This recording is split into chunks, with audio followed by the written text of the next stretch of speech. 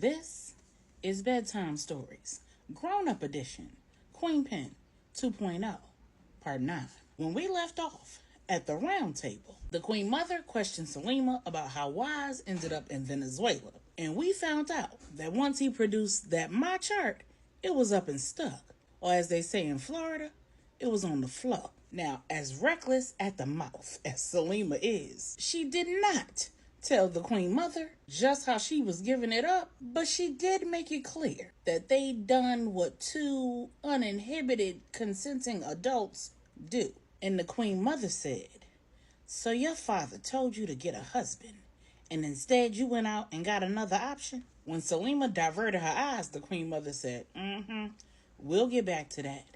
Then she turned to Tru and said, "So tell me, little bit, how exactly did you get Lil Jose's nose wide open in 3 days?" Tru looked at Woody and then looked at the Queen Mother and said, "I wouldn't say his nose was wide open. I would say he was intrigued, though. And that was the goal."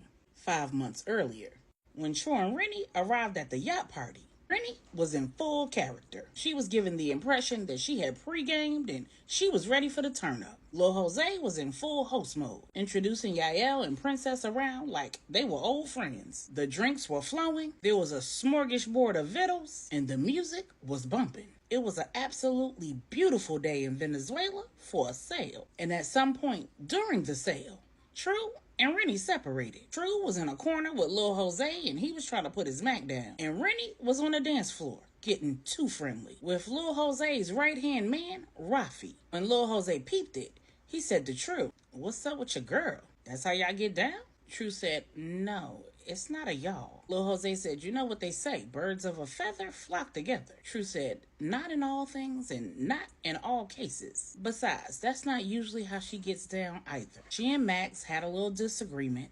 They both had a little too much to drink. And when that happens, they both have a tendency to be a little spiteful. "Excuse me." Then Tru, following the script, walked over to Rennie, pulled her to the side discreetly, and made sure she was in Lil Jose's line of vision while she politely gave her best friend a stern talking to.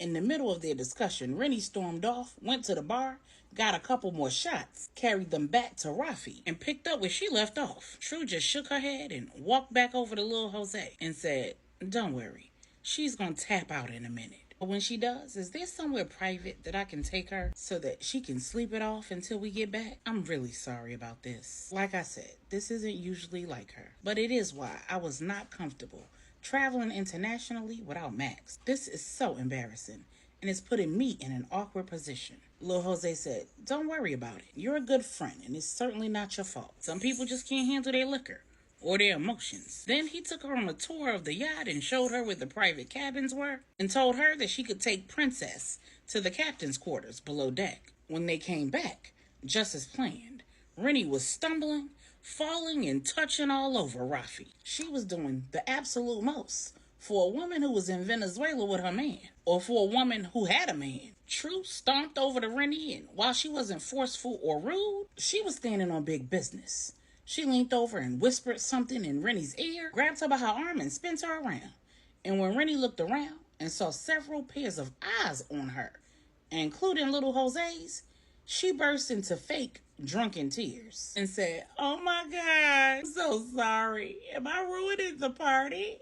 Please, don't tell Max. He's gonna be so upset with me. I should have just stayed at the resort with him. This was a bad idea." Then she drunkenly fell into Tru, while Tru reassured her that everything would be fine, and then escorted her to the captain's quarters. Once they were inside, Tru continued to hold Rennie while she fake cried. And a few minutes later, when Jose knocked on the door and Tru told him to enter, he came in, carrying several bottles of water and several cool cloths. Tru said, "You are so thoughtful and such a gentleman. I truly appreciate this." Lil Jose, feeling proud of himself, said, "No problem. I promised Max, and this is my yacht, so I gotta make sure you ladies are straight." Then Tru said, "We're both gonna need to get out of these bikinis and put on a little more clothing. Should we take turns going to the bathroom, or is it safe for us to undress in here?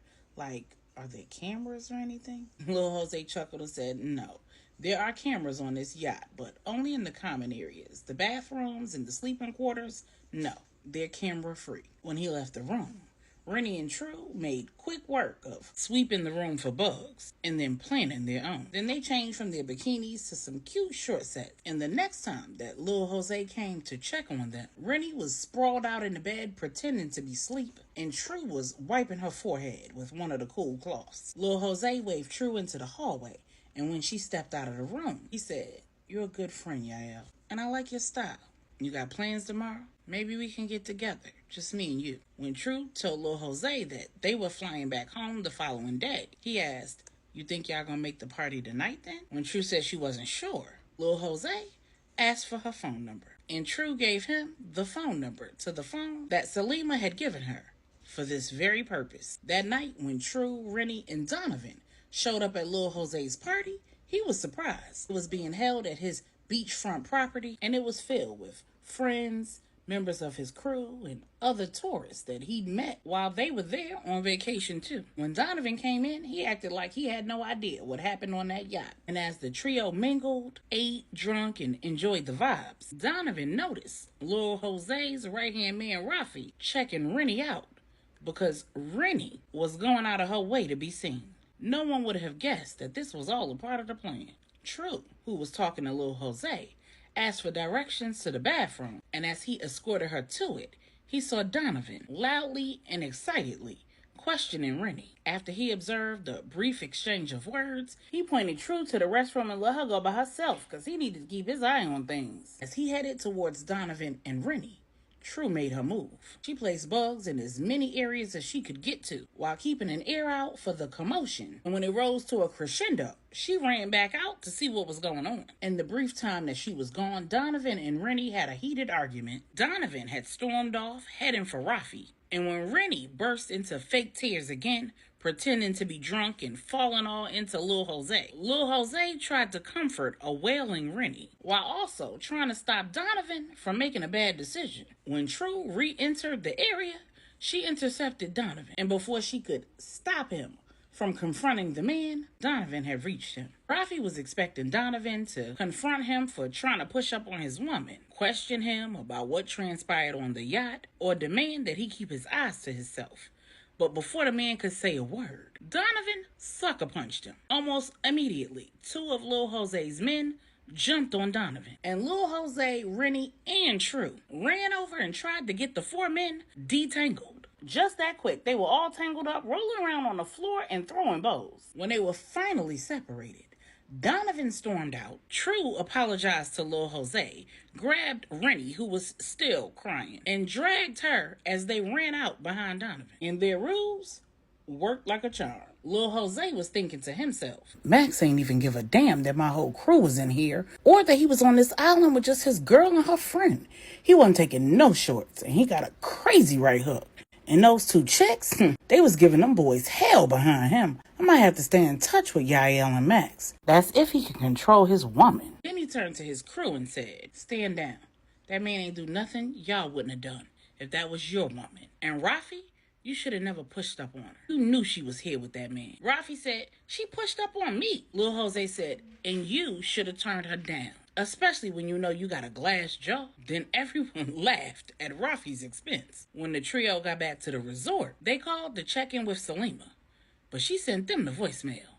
So they sent her a text message letting her know that everything was okay. And she responded, "See you in the morning." The next morning, when the driver pulled up outside of the resort, ready to take the trio back to the airport, Salima was waiting inside. She was tanned, looking refreshed, and she was awfully relaxed. Donovan said, "Oh, you been getting your pipes cleaned on the beach, huh?" Rennie said, "That's not fair. We was out here working and you was getting your back blown out." And Tru said, "And send me the voicemail. We could have been out there fighting for our lives." Salima just burst out laughing while saying, "I had y'all under constant surveillance. I knew y'all were good." Then she told the driver, "Step on it. I need to hurry up and get these haters to the airport so I can get back to the crib. I got a hot one on ice." They all laughed, and then the trio ran down how things had gone at the yacht party and the after party. Salima asked Tru, "Did he call or text you yet?" Tru said, "Yep. He hit me about an hour after we left his house, just to make sure we made it back to the resort safely. and he's already sent the obligatory "Good morning, beautiful" text. Salima said, so predictable. When Salima returned to her house, she and Wise spent the rest of the day and most of that night getting to know each other better, verbally and biblically. And the next morning, he flew back to Dallas. At the round table, the Queen Mother asked Salima, do you know what happened when Woody and Wise showed up at the estate after Donovan, Rennie, and Tru came back to Dallas? When Salima said no, the Queen Mother said, Melissa asked why he didn't bring his wife. Salima said, what the? He told me he was single.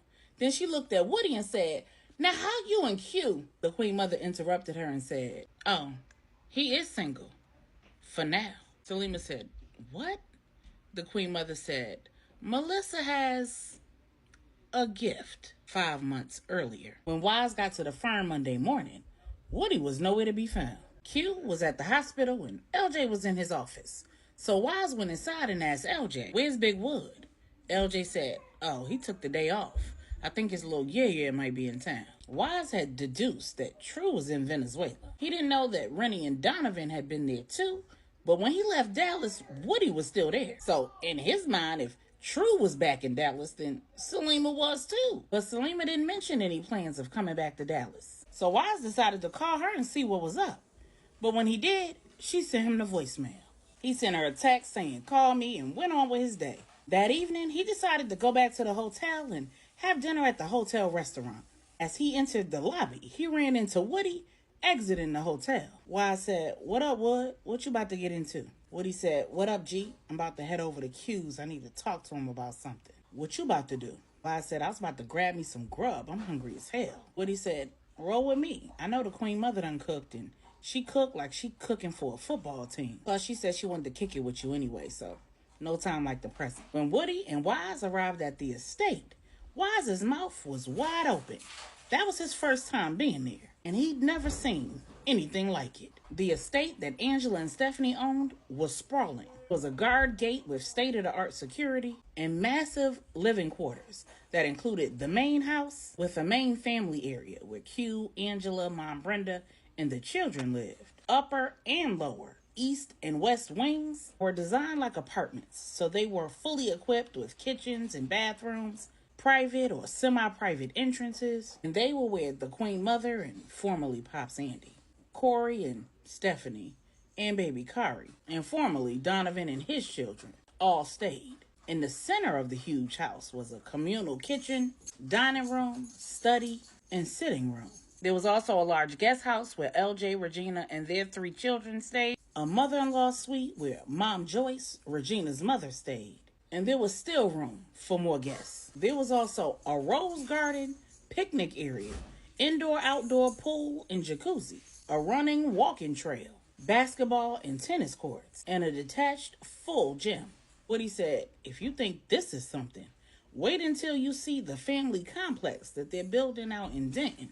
It's bananas.